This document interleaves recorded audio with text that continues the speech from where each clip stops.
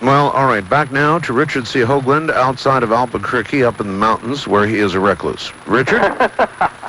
I am in a gorgeous mountain desert tonight. There is a quarter moon rising over the Sandias to my east, with Jupiter hanging about 5 degrees to the upper right, about the 2 o'clock position. The clouds are scudding across, the stars are bristling, and it is breathtaking. Well, I only say that because of where I live, where I choose to live, they call me a recluse, and so it's just really annoying. Well, in the days of the internet, it's no longer possible to be a recluse or having phone lines or fax lines. Actually, you could look at it the exact opposite way. Now with the internet and all the rest of technology, it is possible to be a recluse. In other words, you don't physically have to go anywhere. It all comes to you. All comes to you. Yeah, that's right. Including people. In fact, this is a really elegant segue into what I was going to do before the break.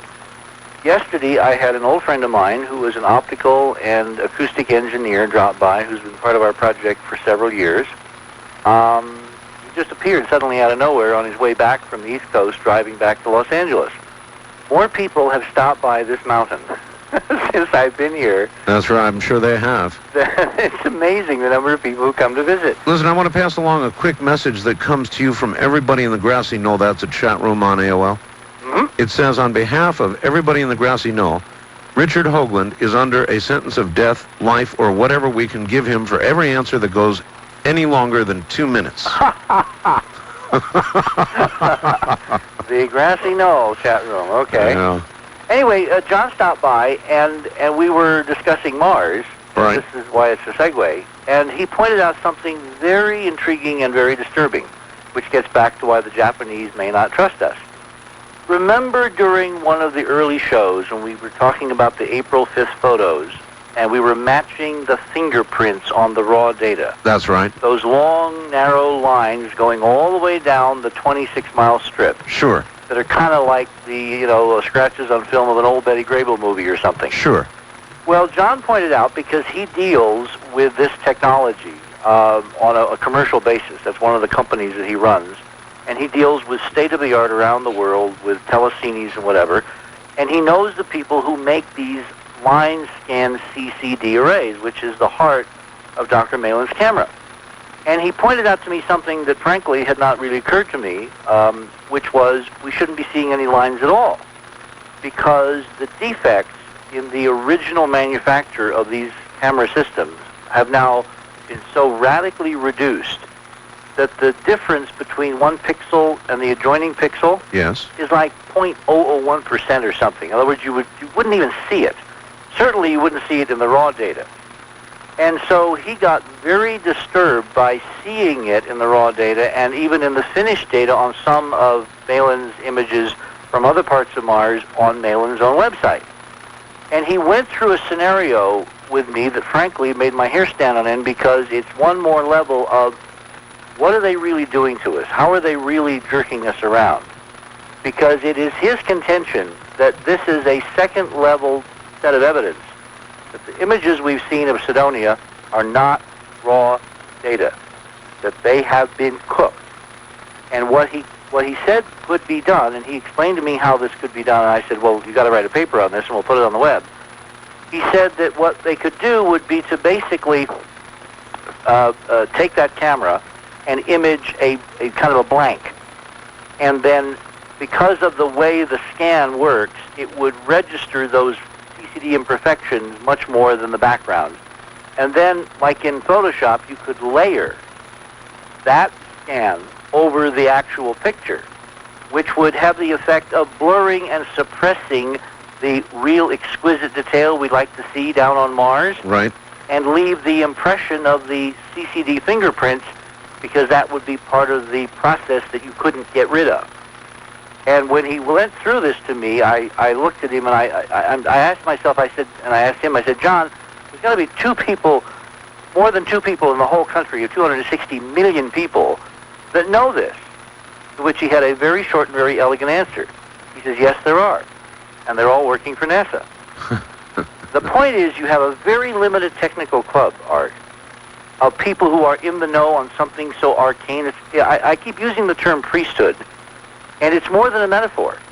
Because when you have people all feeding at the same federal trough for very scarce dollars, the bright guys that are looking at this and saying, uh-oh, they're not going to say anything in public.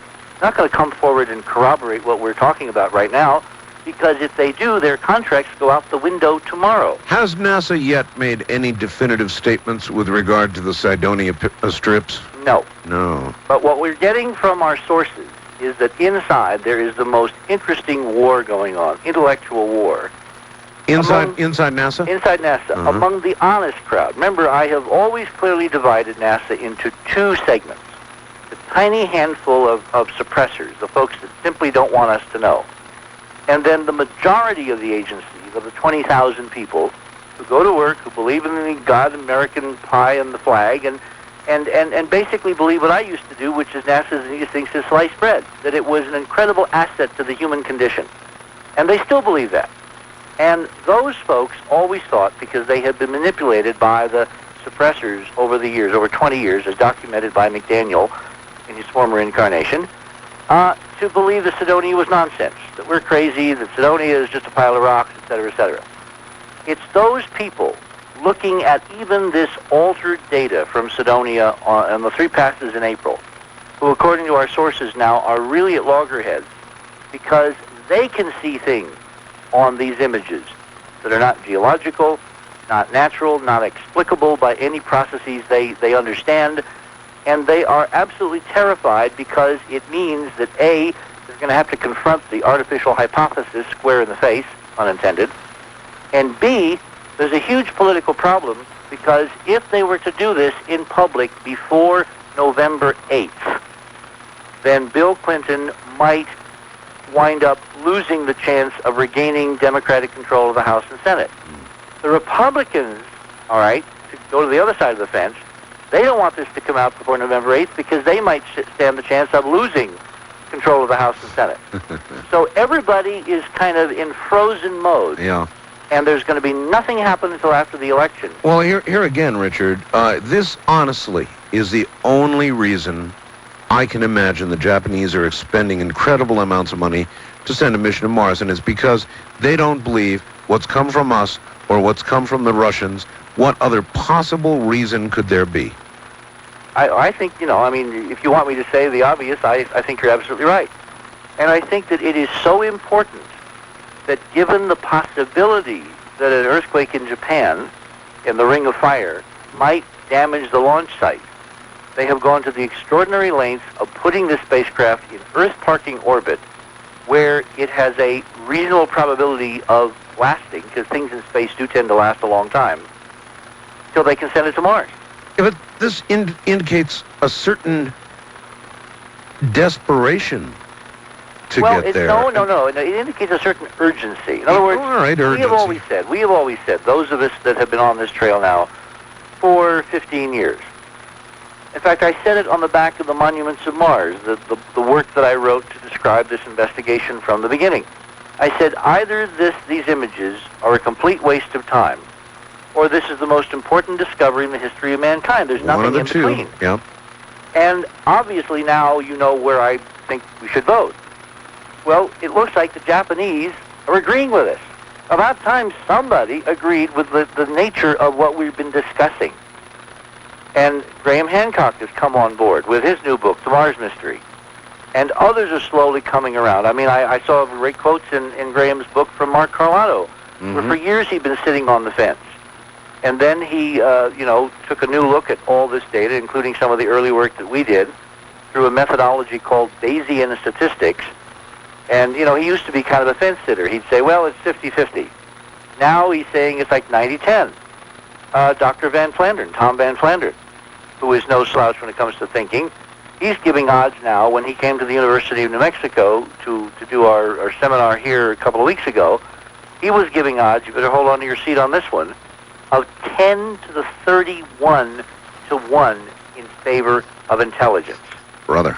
That's 10 followed by 31 zeros. In favor of intelligence. In other words, it's a lead pipe cinch. There is no way to escape from the fact that Cydonia is artificial, period, end of discussion. Let's move on to what the hell does it mean. So the fact that the Japanese are sending a mission, and are talking man mission, and are sending a mission 5 months early to put it in parking orbit so they absolutely, positively can get this thing launched in space in case their launch site goes away, is some indication maybe, finally, that somebody beside us crazies thinks this is important for the human condition.